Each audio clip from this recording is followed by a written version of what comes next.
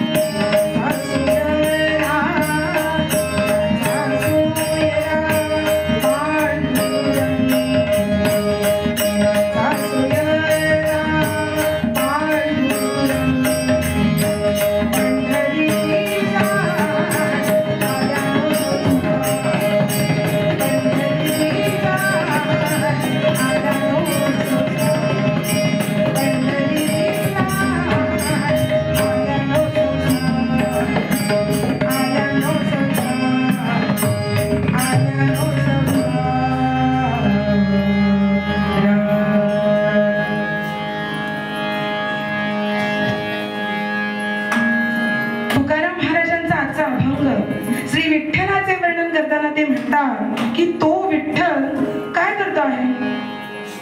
वाट पाहे उभा, वाट पाहत आहे. श्रोते हो, कुणाची वाट पाहत आहे? तर आपली. कशासाठी सांगा बघू? अहो, त्याला भेटीची आवड लागली, आपल्या भेटीची, आपल्यावर कृपा करण्यासाठी, आपली माया करण्यासाठी, आपले लाड करण्यासाठी तो नुसता उत्सुक झाला आहे. उत्सुक नाही तर उतावळी झाला आहे असं म्हणावं लागेल. श्रोते, मला सांगा, भेटीने त्या पंढरीला जाण्याने काय होणार आहे? तर तुकाराम महाराज काय म्हणतात? मागे जे काही नकळत अजाणपणाने आपल्या हातून घडला आहे त्याचा परिहार होणार आहे. तो शीण पुढे राहणार नाही. आणि हे फक्त एकदाच तुम्ही पंढरपुरात जाऊन त्या विठू माऊलीचं, त्या विठ्ठलाचं दर्शन घेतल्यावर होणार आहे. पुढे तुकाराम महाराज काय म्हणतात? ती विठू माऊली, तो विठ्ठल आमच्या हृदयातच आहे. आम्हाला इतर कुठे जाण्याची गरजच नाही. पण हे सामान्यतः तुमच्या आमच्यासारख्या लोकांना न पटणार आहे. कारण आम्ही देवाला इतरत्र शोधत असतो, पण तो अंश रूपाने आपल्यातच आहे हे मात्र आपण विसरतो. एक कवी आम्हाला असा प्रश्न विचारतात, कुठे शोधिसी रामेश्वर अन कुठे शोधिसी काशी, कुठे शोधिसी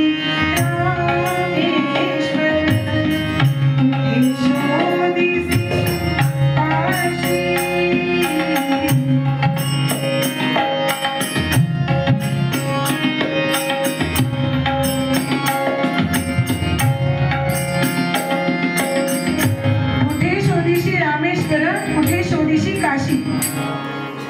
हृदयातील भगवंत राहिला हृदयातून उपाशी. म्हणजे आपण देवाला इतरत्र शोधत असतो, पण तो अंश रूपाने आपल्यातच आहे हे मात्र आपण विसरतो. असा देव आपल्या हृदयात आहे, पण हे आपण जाणत नाही. तुकाराम महाराजांचा आणखीन एक अभंग याच अर्थाचा आहे. तर ते म्हणतात, देह देवाचे मंदिर,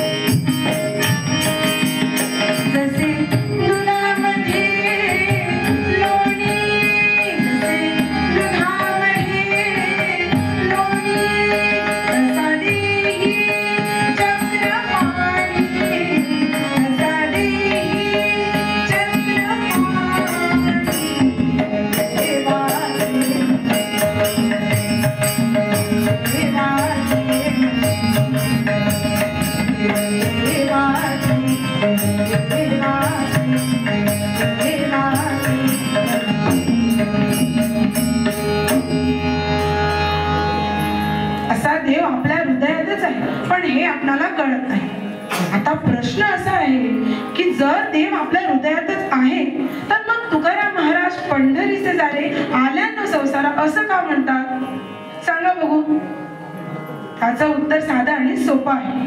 प्रत्येक तीर्थक्षेत्राचं महत्व वेगळं आहे. सोमवती अमावस्येला समुद्र स्नान केलं तर पुण्य मिळतं म्हणे. कुंभमेळ्यात गंगेच्या स्नानाला महत्व आहे. प्रत्येक तीर्थक्षेत्रावर विशिष्ट दिवशी स्नान सांगितलेलं आहे. पण पंढरपुरात तसं काही नाही. तिथं एकही कोड नसून 12ही महिने ते पवित्र असतं. हे मी नाही सांगत हा, तर तुकाराम महाराजांनी सांगून ठेवलंय. एका अभंगात ते म्हणतात, अवघीच तीर्थे घडती एका वेळा, अवघीच तीर्थे घडती एका वेळा,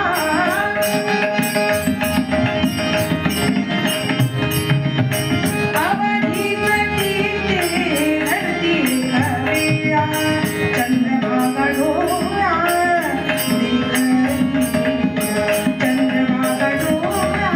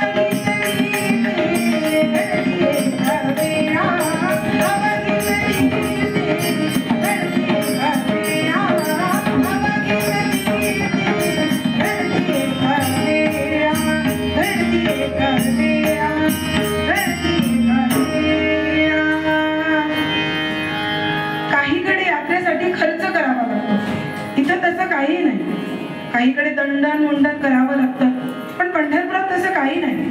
असे बिनखर्चाचे मोक्षाला जाण्याचे मार्ग साधन म्हणजे पंढरपूर.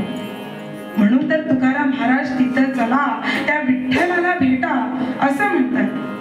तर तुम्ही मला पुन्हा प्रश्न विचारा, जर देव आपल्या हृदयातच आहे तर मग तुकाराम महाराज म्हणतात पंढरीचे जरे आल्यानो संसारा, तिकडे चला, त्या विठ्ठलाला भेटा असं का म्हणतात? तुम्ही मला विचारला, हो अगोदर जी गोष्ट सांगितली आहे ती बरोबर आहे की नंतर गोष्ट जी सांगितली आहे ती बरोबर आहे? आपण पहिली गोष्ट खरी मानली तर दुसरी खोटी ठरणार, आणि दुसरी गोष्ट खरी मानली तर पहिली खोटी ठरणार. मग तुकाराम महाराज खोटं सांगतायत का? चुकीचं सांगतायत का? नाही हो, महाराज काहीही चुकीचं सांगत नाही. पण त्यांना जो अर्थ अभिप्रेत झाला तो आम्हाला आकलन झाला नाही. ते पंढरी म्हणतात, ते वारी म्हणतात, पण पंढरपूर म्हणजे सोलापूर जिल्ह्यातील पंढरपूर नव्हे हो. वारी म्हणजे आपापल्या गावातून आपण चालत पंढरपूर पर्यंत जातात ती नव्हे. 83,99,999 योनींचा प्रवास करत करत आपण इथपर्यंत आलो ना, तो प्रवास म्हणजे वारी. 83,99,999 योनी आपण भोगल्या. ह्या अगोदर कसल्या योनी आपण भोगल्या? तर शास्त्रकार वर्णन करतात, जलजानव लक्षांश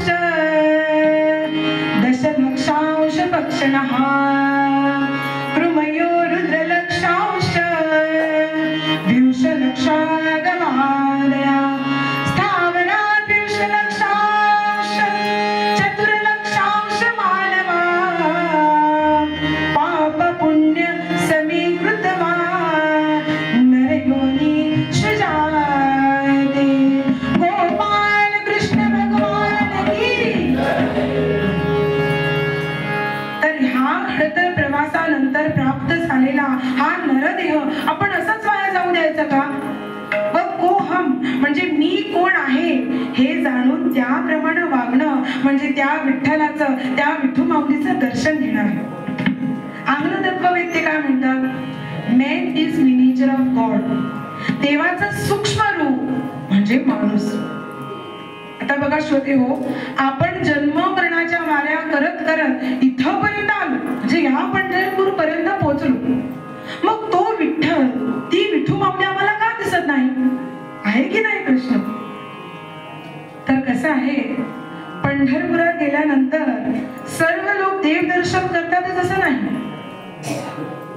काही लोक तिकडे बाजार करण्यासाठी जातात, काही लोक तिथे मजा करण्यासाठी जातात, काही लोक फक्त कळसाचं दर्शन घेतात, काही लोक देवाचं दर्शन घेण्यासाठी रांगेत उभेही राहतात. पण लगेच दर्शन मिळणार नाही हे समजल्यानंतर माघारी फिरतात. फक्त काही मोजकेच लोक असतात, ते काय म्हणतात, नाही काही झालं तरी मला त्या विठ्ठलाचं, त्या विठू माऊलीचं दर्शन घ्यायचं आहे असं म्हणून जे जिद्दीनं तिथं थांबतात, फक्त त्यांनाच दर्शन मिळतं. आता बघा, देव इथंच आहे, ह्याच पंढरपुरात आहे, पण तो सगळ्यांना दिसतो आहे का? नाही ना. तसंच आपणही जन्म मरणाच्या वाऱ्या करत करत इथपर्यंत पोहोचलो, ह्या पंढरपूर पर्यंत पोहोचलो. पण काही लोक विषयोपभोगात रममाण झाले, काही लोक माया बाजारात गुंतले आहेत. काहींनी प्रयत्न करून पाहिलं, म्हणजे तो देव दिसावा म्हणून त्यांनी प्रयत्न केले, पण त्यांना निराशा मिळाली आणि आपल्या संसार सागरात गटंगळा खाऊ लागला. फक्त काही मोजकेच लोक होते, त्यांनी ठरवलं काहीही झालं तरी मला तो विठ्ठल, त्या विठू माऊलीचं दर्शन घ्यायचं आहे म्हणजे घ्यायचं आहे असे म्हणून जे जिद्दीने रांगेत उभे राहिले, फक्त त्यांनाच तो विठ्ठल, ती विठू माऊली दिसली. देव इथंच आहे याच पंढरपुरात, पण तो सगळ्यांना दिसतोय का? नाही ना. म्हणजे ताकात लोणी आहे, ते घुसळले की बाहेर पडेल, पण तेच लोणी आम्ही त्याच ताकात जरी ठेवलं तरी ते मिसळणार नाही. कारण काय? त्याच्यावर प्रक्रिया झाली आहे. ही प्रक्रिया म्हणजे स्वतःला स्वला जाणून घेणार. जो माणूस तो स्व जाणतो ना, तो कधीही मीपणानं उतरत नाही किंवा मीपणानं मातत नाही. तो त्याच ताकात राहून सुद्धा अलिप्त असतो. म्हणून तर वारीत आपण जातो ना, पंढरपूर पर्यंत चालत जातो, तेव्हा एकमेकांना नमस्कार, वाकून नमस्कार करायची पद्धत रूढ झाली आहे. आणि नमस्कार करताना आपण काय म्हणतो?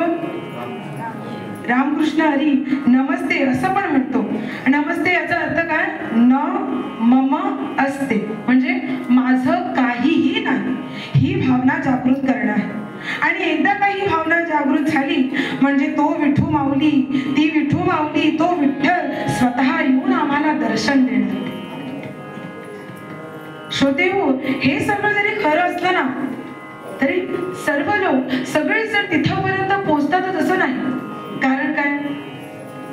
जगद्गुरु आद्य शंकराचार्य म्हणतात त्याप्रमाणे, हृदेह माध्यम सुलभम सुदुर्लभम लभम सुकलभम गुरुकर्णधारम मायानुकूलेन नभस्वतेरितम पुमान भवाब्दी नतरेच आत्मा. सियावर रामचंद्र की. आपला नरदेह कसा आहे?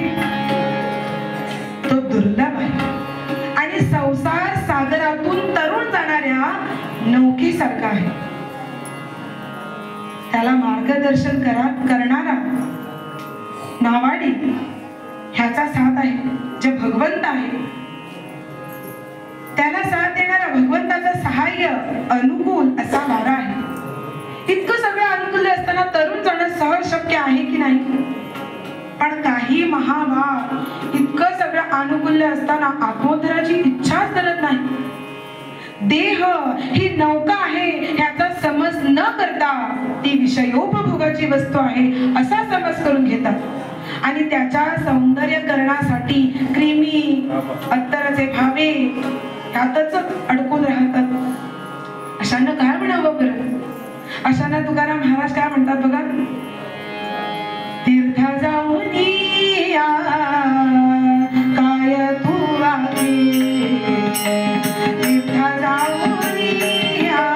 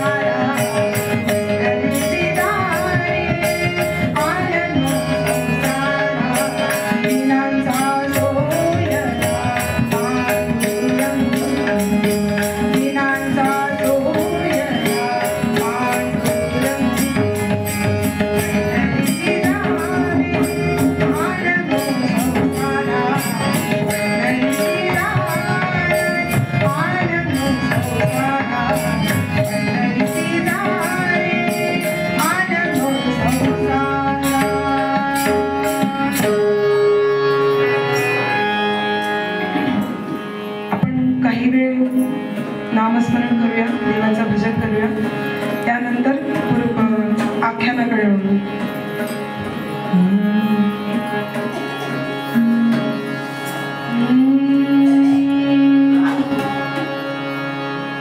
रंग रंग रंग रंग रंग विठ्ठला, म्हणा म्हणा मोठ्याने म्हणा. रंग रंग रंग रंग रंग विठ्ठला,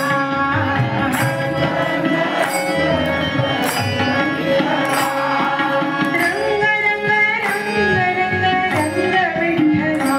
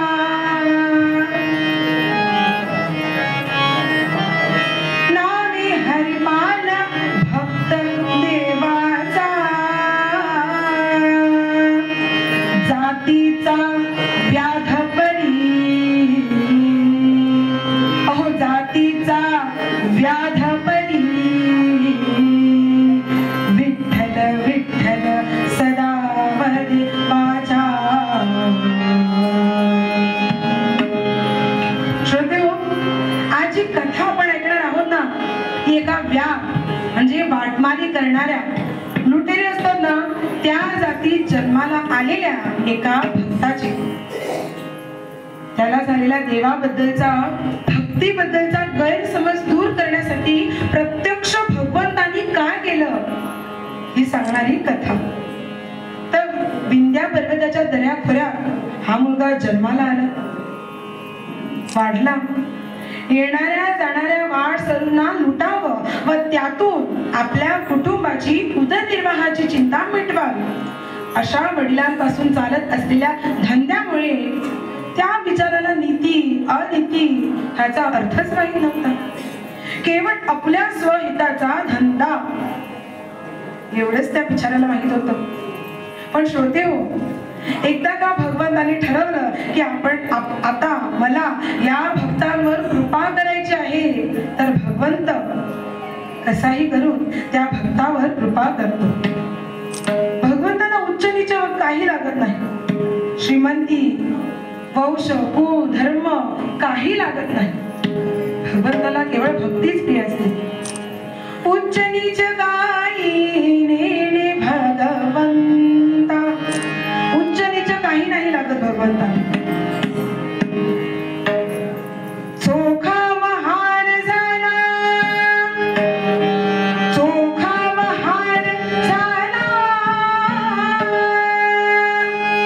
गोरा कुंभार नरहरी सोनार. चोखा महार झाला, गोरा कुंभार नरहरी सोनार. नामा शिंपी तुकोबा, नामा शिंपी तुकोबा, भक्तीन कोण प्रिय न होणार. अहो, असे कितीतरी संत आहे, कितीतरी भक्त आहे की ज्यांच्या भक्तीला भगवंत बोलला. चोखा महार, गोरा कुंभार, नरहरी सोनार, नामदेव शिंपी, एकनाथ ब्राह्मण, तुकाराम माणी, तसाच आमचा कथानायक हरिपा हा व्याध जातीत जन्माला आलेला. विंध्य पर्वताच्या दऱ्याखोऱ्यात हा मुलगा जन्माला आलेला, वाढलेला, पदरी शिक्षण नाही. हो, संस्कार कसले, मारा, सोडा, तोडा, फोडा, लुटा असले. हे ऐकत मोठा झाला, वाढला. एकदम कसा कोण जाणे, हरिपा कुणाच्या तरी सोबत पंढरपूरला गेला. हो, तिथे जमलेला अथांग जनसागर पाहिला आणि हात संकोचून गेला. तिकडे आणखीन एक महत्वाची गोष्ट त्याच्या नजरेत भरली. ती म्हणजे काय? हो, त्या वाळवंटात लहानांपासून मोठ्यांपर्यंत, ब्राह्मणांपासून अंत्यजांपर्यंत सगळे लोक त्या वाळवंटात आखंडपणे डुंबतायत. हो, संत मंडळी तर त्या वाळवंटात कीर्तन, भजन, नामस्मरण करतायत. हा गोंधळला. हा मनात विचार करू लागला, आता जे काही मी पाहत आहे, जे ते बरोबर आहे की परंपरागत मी जे काही अनुभवत आलो आहे, पाहत आलो आहे, ते बरोबर आहे. हा गोंधळून गेला. जवळच एका कीर्तनकाराचं कीर्तन चालू होतं. त्या कीर्तनकाराच्या कीर्तनानं ह्याचा गोंधळ जरा कमी झाला. हो, नामदेव महाराजांचं कीर्तन चालू होतं. त्यांनी काय केलं, गजर करायला सुरुवात केली. जय जय विठोबा रघुमाई, जय जय विठोबा रघुमाई, जय जय विठोबा रघुमाई, जय जय विठोबा रघुमाई, जय जय विठोबा रघुमाई, जय जय विठोबा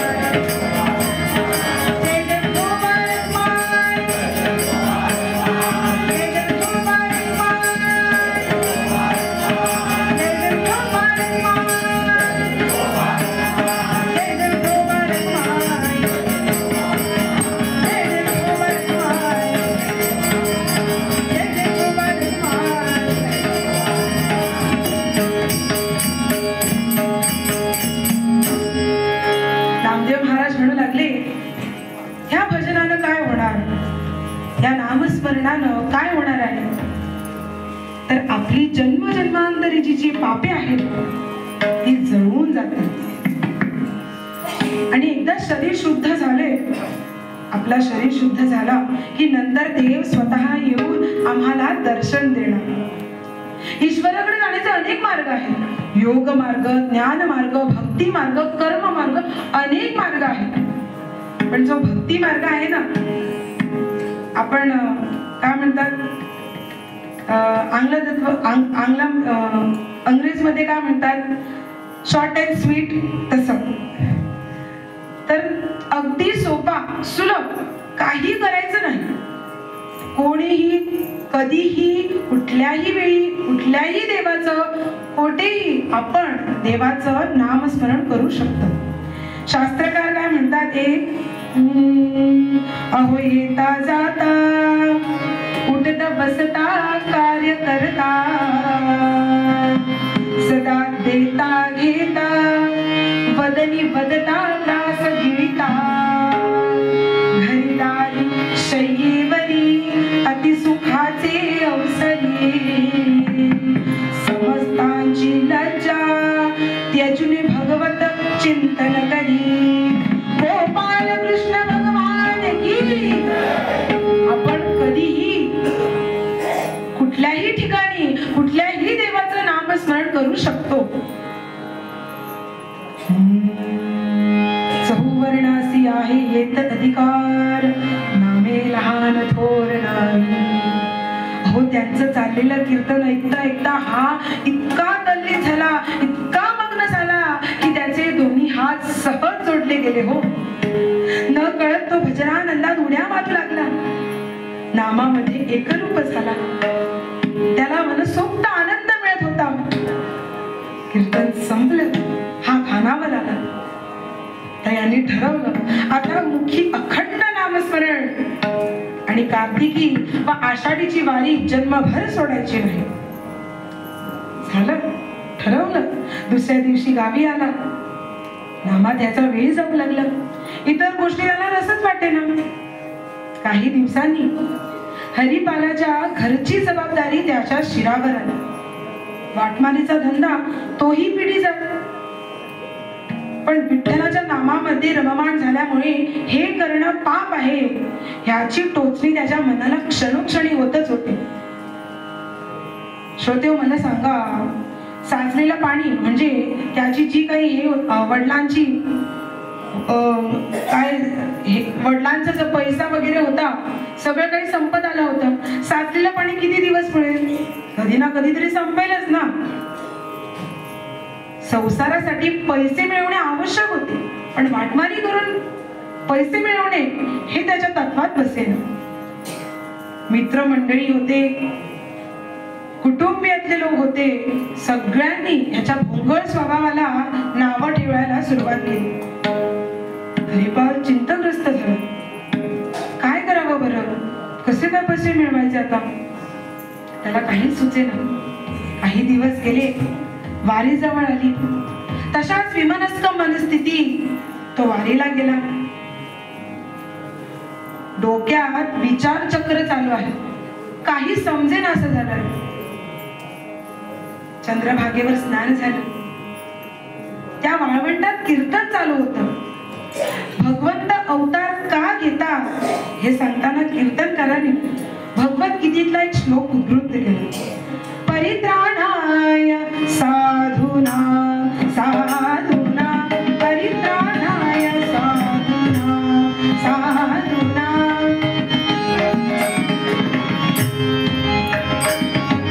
परित्राणाय साधूना साधूना, परित्राणाय साधूना, विनाशाय च दुष्कृता, विनाशाय च दुष्कृता,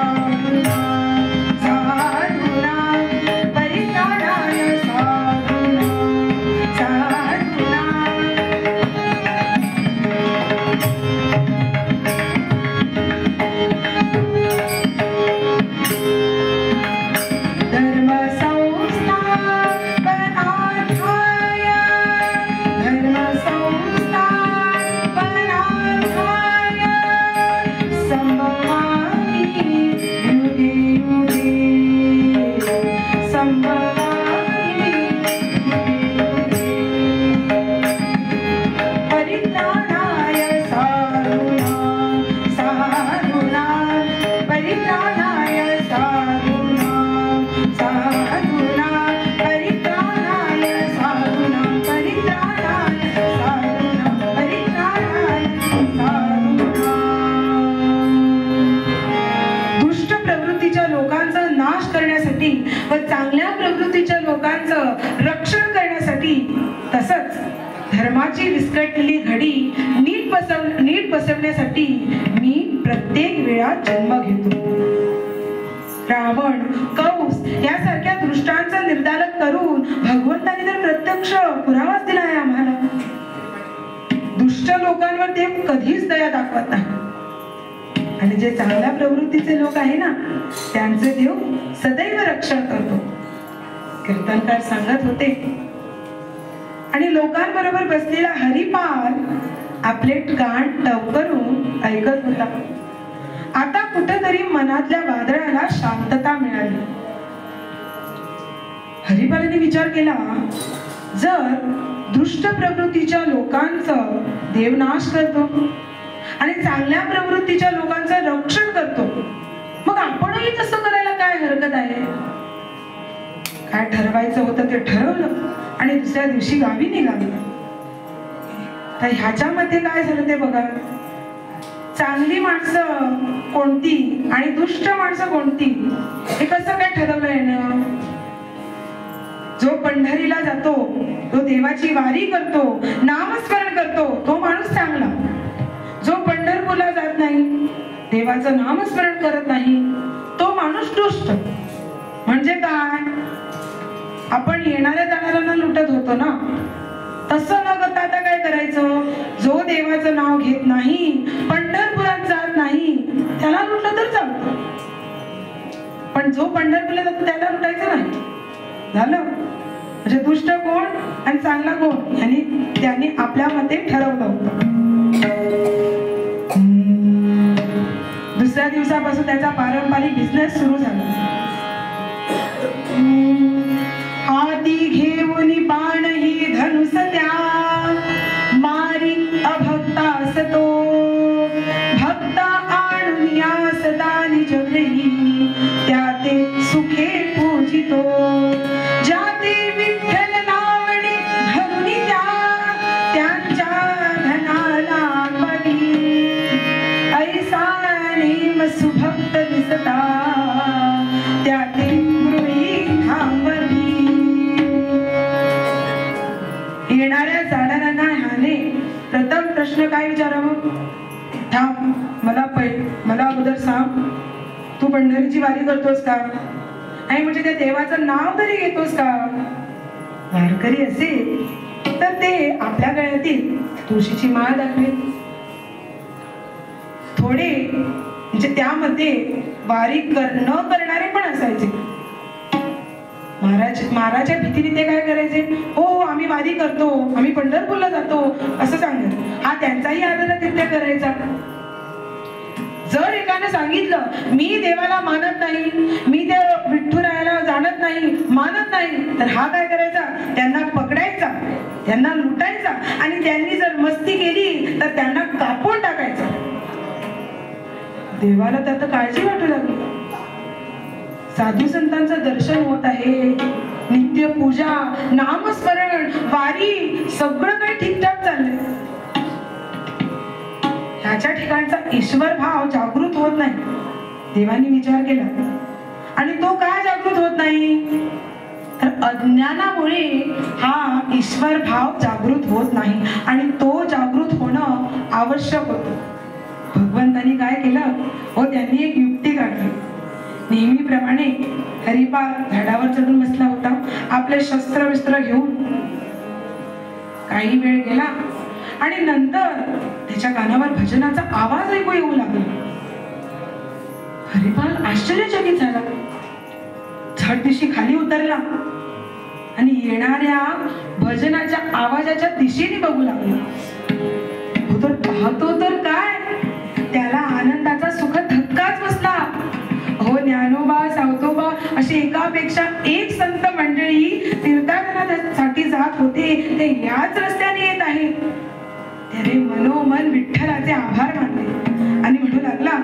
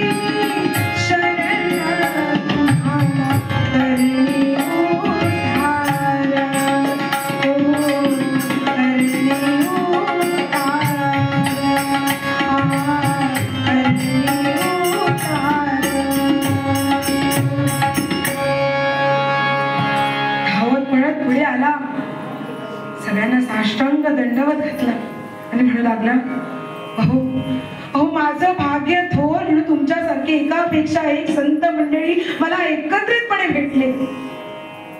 आणि म्हणू लागला, निवृत्ती ज्ञानदेव संत मंडळी पाहता, संत मंडळी पाहता,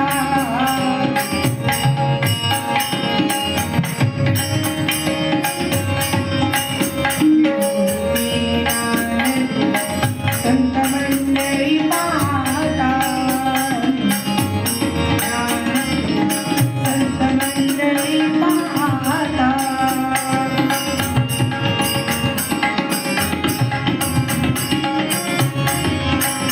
झाला आनंदाची हरिपालाचे, झाला आनंदाची हरिपालाचे,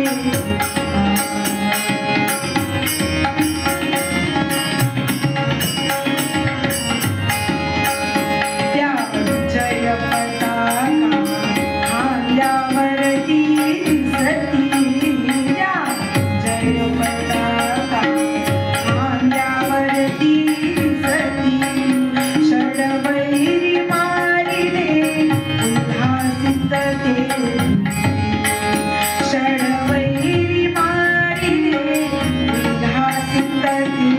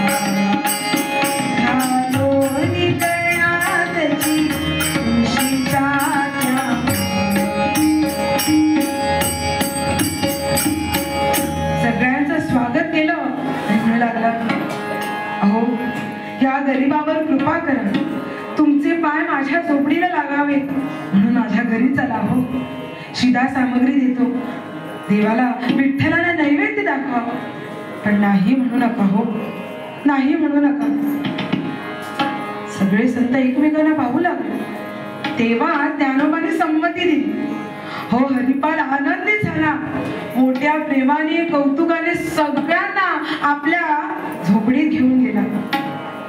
तिथे बाहेर अंगणात कांबळी अंतरल्या. आत येऊन सर्वांसाठी पाण्याची व्यवस्था केली आणि आता शिदा सामग्री द्यावी म्हणून आत येऊन चौकशी करू लागली. पण घरात शिदा असेल तर देईल ना. अहो घरात काहीच शिल्लक नव्हतं. बायको असमर्थ ठरली काही सांगायला. हरिपालला अतीव दुःख झालं. हो मनात विचार करू लागला, हो आपण घरात काही आहे किंवा नाही हे न पाहताच त्या संतांना बोलवलं. माझी चूक झाली, आता काय करावं बरं. देवा देवा मी काय करू आता. सगळे संत एकापेक्षा एक संत माझ्या विनवणीने माझ्या घरी आले आहेत, पण त्यांना देण्यासाठी माझ्याकडे शिदा सामग्री नाहीये. आता काय करू. हरिपाल बाहेर आला, म्हणू लागला, तुम्ही सगळी संत मंडळी, विसावा घ्या, विश्रांती घ्या, मी लगेचच आलो. सांगितलं, आत आला, आपले शस्त्र घेतले आणि मागल्या दरवाजानं वाटमारी करण्यासाठी निघाला. प्रार्थना करू लागला, देवा देवा, माझी चूक आहे, मी मान्य करतो देवा, माझ्या घरात काही आहे किंवा नाही हे न पाहताच मी त्या संतांना माझ्या घरी बोलवलंय, पण माझ्या मागणीवरून ते आले आहेत ना, यात त्यांची काय चूक आहे देवा? देवा, माझ्यासाठी नाही देवा, पण त्यांच्यासाठी, त्यांना शिधा सामग्री द्यायला हवी म्हणून एखादा धनवान श्रीमंत माणूस या रस्त्याने पाठव. पण देवा, तो माणूस वारी करणारा नको बरं. वारी करणारा असेल तर त्याचा मला काहीच फायदा नाही. काहीतरी करा. हा प्रार्थना करतो आहे.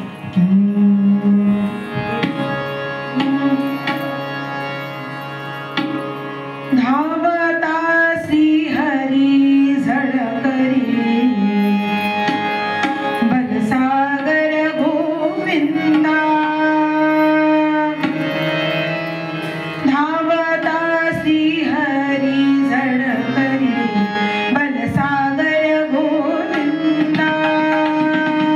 धावता श्री हरी झळकरी बनसागर गोविंदा.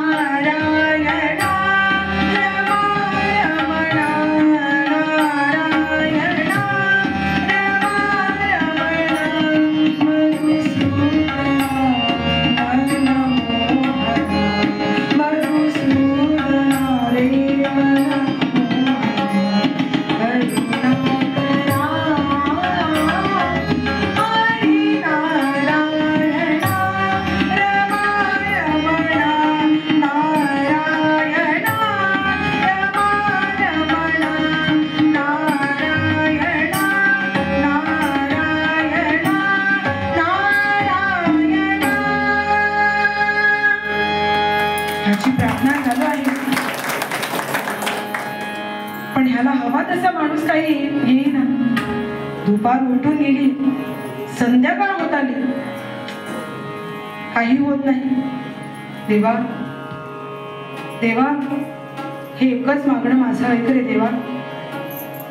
माझी काय चूक झाली आहे ती मला मान्य आहे, मी चूक केली आहे, पण देवा माझ्या मागणीवरून, माझ्या विनंतीवरून ते संत मंडळी आले आहेत. फक्त त्यांच्यासाठी एखादा धनवान माणूस पाठव देवा. नाहीतर देवा मला माझा जीव द्यावा लागेल. कुठल्या तोंडाने मी घरी जाऊ? ह्याची प्रार्थना चालूच आहे.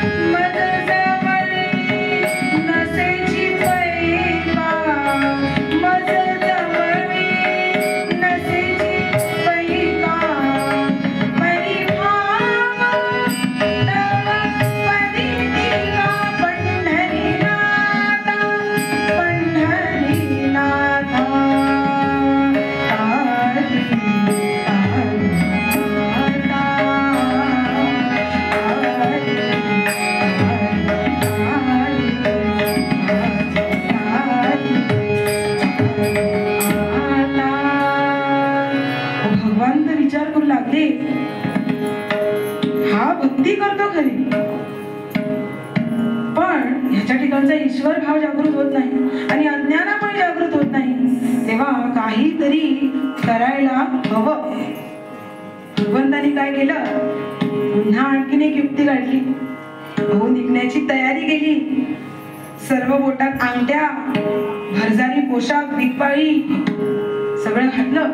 रुक्मिणी माते विचारू लागली, अहो कुठे निघाला? भगवंत म्हणू लागले, झालं विचारलंस? अगं बाहेर पडताना किती वेळा सांगितलं तुला असं विचारायचं नाही म्हणून. रुक्मिणी माता म्हणू लागल्या, अहो नाही हो, तसं काही नाही, पण तुम्ही बाहेर पडताना गोरा कुंभाराच्या वेशात पाहिले, कुंभाराच्या वेशात पाहिले, सुईणबाईच्या वेशात पाहिले, अशा वेगवेगळ्या वेशात तुम्हाला पाहिलंय, पण आज हे काय चक्क श्रीमंताचा वेश? भगवंत म्हणू लागले, अगं आज अशीच गरज आहे. हो काय लग्न आहे का तुमच्या भक्ताचं, की स्वागत समारंभ आहे? भगवंत म्हणू लागले, तसं काही नाहीये, आज मला अशीच गरज आहे म्हणून हा वेश घेतलाय. रुक्मिणी माता म्हणू लागला, हो मी येऊ का तुमचं ते कौतुक पाहायला? देव म्हणू लागले, ये येतेच ना, ये पटकन ये, पण आज जर तू माझ्या बरोबर येणार असेल तर दाग दागिने सगळे घालून यायचे. तुमचा काय ते चपलाहार, सूर्यहार, हे कर्णफूल, हे पैजण, ते काय काय काय काय ते संपत नाही बायकाच्या दागिने, सगळं काही घेऊन ये, सगळं काही घालून ये. रुक्मिणी माता पुन्हा विचारू लागली, हो लग्न आहे का, सांगा ना मला. ते काय विचारायचं नाही, यायचं असेल पटकन ये, चल आम्हाला बाहेर पडायचंय लवकर. झालं. रुक्मिणी मातेसह भगवंत निघाले, रथात बसले. दूर कुठेतरी तिकडे रथ येतोय. हरिपालाने बघितलं, धावत पळत आला आणि विचारू लागला, थांब, कोण आहेस तू? कोण तू गोठला गाय ते पातळ, कोण तू गोठला गाय ते पातळ, कोण आहेस तू, आलास कुठून? कोण तू गोठला गाय ते पातळ, कोण तू गोठला गाय ते पातळ, कासया जाशी तू कोण कामा, कासया जाशी तू कोण कामा, कोण तू गोठला गाय ते पातळ, कोण तू गोठला गाय ते पातळ.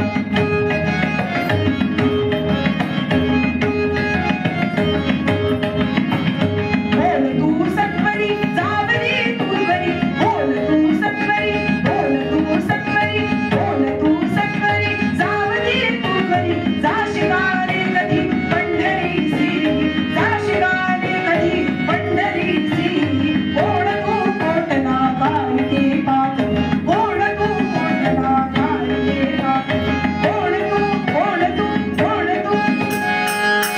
कोण आहेस तू, आलास कुठून, जातोस कुठे? देव म्हणाले, आम्ही द्वारकेहून आले, भारत नगरला काही कामानिमित्त जातो.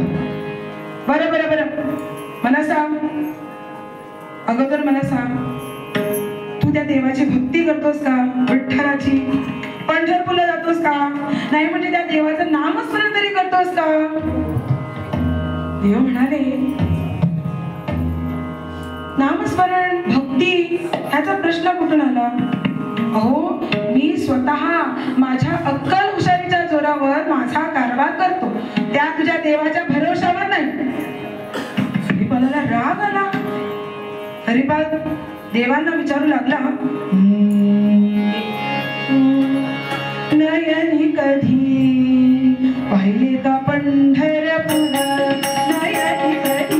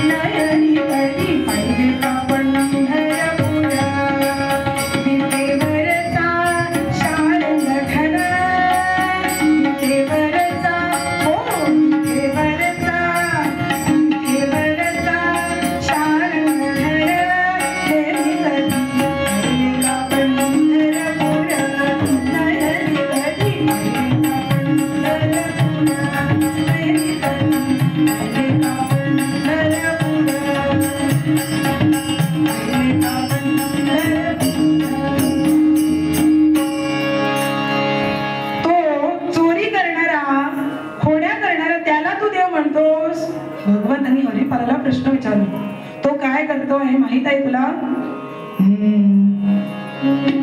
जाने गोकुळ केली चोरी, जाने गोकुळ केली चोरी, भोंदिल्या गवळ्यांच्या नारी, भोंदिल्या गवळ्यांच्या नारी, भोंदिल्या गवळ्यांच्या नारी. ऐसा कपटी दुराचारी, ऐसा कपटी दुराचारी, श्री हरी जाणे, श्री हरी जाणे, तुझा श्री हरी जाणे, श्री हरी जाणे. जाने गोकुळ केली चोरी, जाने गोकुळ केली चोरी, भोंदिल्या गवळ्यांच्या नारी, भोंदिल्या गवळ्यांच्या नारी. ऐसा कपटी दुराचारी, ऐसा कपटी दुराचारी, तुझा श्री हरी जाणे, श्री हरी जाणे, तुझा श्री हरी जाणे, श्री हरी जाणे.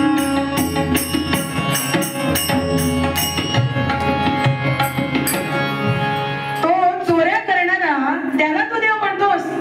आपल्या देवाला चोर म्हटलेलं हरिपालाला खपलं नाही. आला, संतापला, रथात उडी टाकली आणि म्हणू लागला, माझ्या देवाला चोर म्हणतोस? हा, पहिल्यांदा तू वारी करत नाहीस, देवाची भक्ती करत नाहीस आणि माझ्या देवाला चोर म्हणतोस? देवांना खाली खेचलं, रथात उडी टाकली, देवाला खाली आणलं, त्यांचे हात खेचले आणि त्यांचे हात असे पाठीमागे बांधले. रुक्मिणी माता म्हणू लागल्या, हो काय चाललंय तुमचं? कशाला तुम्ही त्यांना त्रास देताय? हरिपाल म्हणू लागला, हे पहा बाई, जो देवाला मानत नाही, जो देवाची भक्ती करत नाही, तो दुष्ट आहे, त्याला हे शासन मिळालं हवं. आणि जो देवाला मानत नाही त्याला मी काय करतो माहित आहे? माहित आहे? त्यांना मी पकडतो, त्यांना लुटतो आणि त्यांनी मस्ती केली तर त्यांना यमलोकात पाठवून देतो. रुक्मिणी माता म्हणू लागला, हो कोणी सांगितलंय तुम्हाला की जे पंढरीची वारी करत नाही, देवाची भक्ती करत नाही, म्हणजे ते दुष्ट लोक आहे असं कोणी सांगितलंय तुम्हाला? तुम्ही वारकरी आहात ना, पंढरपूरला जातात ना, सर्व ठिकाणी देवाचं अस्तित्व आहे असं जे म्हणतात ना, त्यांनाच खरे वारकरी म्हणतात. तुम्ही भक्ती करतात म्हणजे तुमच्या ठिकाणी देव आहे आणि आम्ही भक्ती करत नाही म्हणजे आमच्या ठिकाणी देव नाही असं कोणी सांगितलं तुम्हाला? वारीमध्ये एकमेकांना नमस्कार कशासाठी करतात तुम्ही? हरिपाल म्हणू लागला, माहित नाही. हो काय माहित नाही? आमच्या तुमच्या हृदयात देव आहे असं आम्ही मानतात, त्यामुळे आम्ही एकमेकांना नमस्कार करतो की नाही? हरिपाल म्हणू लागला, हे पहा बाई, तुम्ही म्हणता तसं या ठिकाणी जर देव आला तर तुमचं मान्य मी खरं समजू, अन्यथा नाही. रुक्मिणी माता म्हणू लागल्या, हो जे तुमच्या समोर आहेत ना तेच देव आहेत. हरिपाल ऐकायला काही तयार नाही. देवांनी आपलं मूळ स्वरूप प्रगट केलं. हो,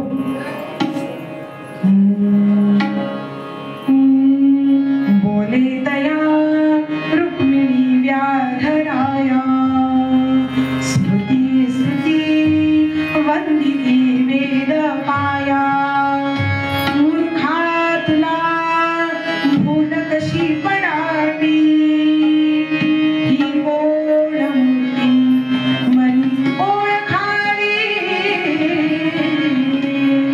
गोपाल कृष्ण भगवान की. जे तुझ्या समोर आहेत ना तेच प्रत्यक्ष देव आहे. अहो अहो, देवाने आपलं सुंदर रूप प्रकट केलं. हो, मूळ स्वरूप प्रकट केलं. कसं वाटलं ते हरिपालाला?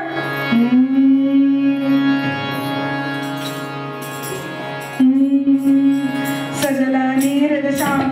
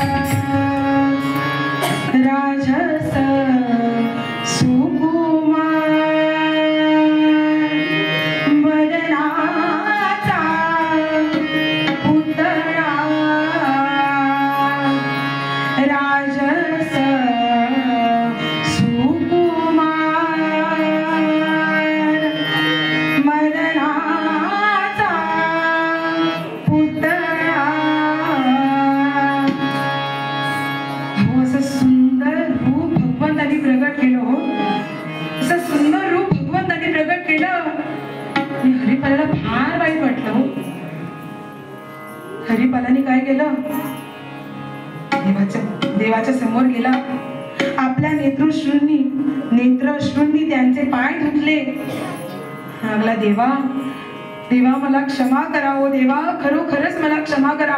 तुम्ही अशा या वेशात माझ्या पुढ्यात म्हणजे माझ्या पुढल्या तुम्ही असे येणार असं मला स्वप्नातही वाटलं नव्हतं देवा.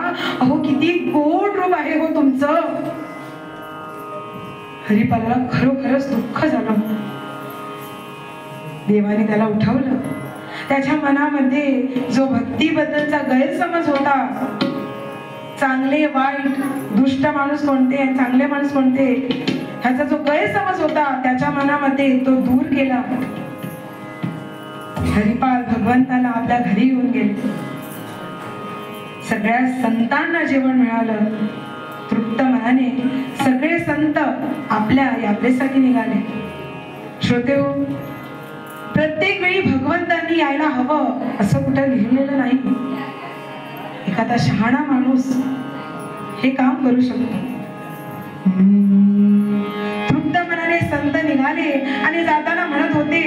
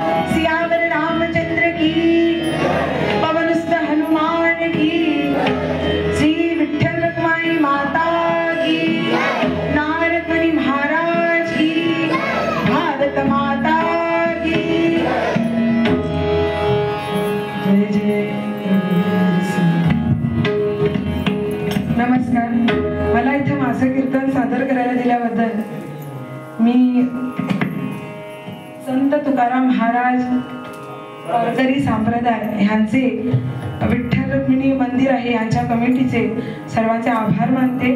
तुमच्यामुळे मला इथं माझं कीर्तन सादर करायला मिळालं. एक स्टेज मिळाली मला. तसंच मला उत्कृष्ट अशी साथ केल्याबद्दल संतोष वजे ह्यांचेही मी आभार मानते. आणि तबल्यावर देवेंद्र चारी ह्यांचेही मी आभार मानते. धन्यवाद.